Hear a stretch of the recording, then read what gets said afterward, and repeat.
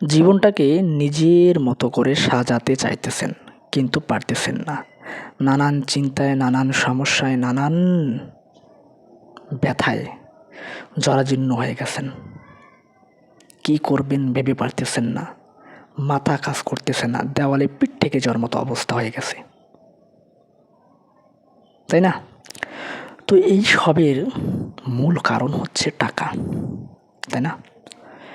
টাকাই মানুষের পরিকল্পনাকে সার্থক করে, আবার টাকাই মানুষের পরিকল্পনাকে ব্যর্থ করে।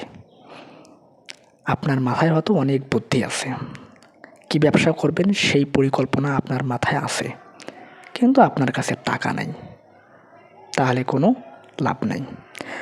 এই জন্য বলতেছি, টাকা ইনকাম করার জন্য খুব বেশি ভাবনা চিন্তা বাদ দিয়ে বর্তমান পরিস্থিতি অনুযায়ী যা পান তাই করুন, তবে 2 টাকা হাতে নিয়ে আসার চেষ্টা করুন।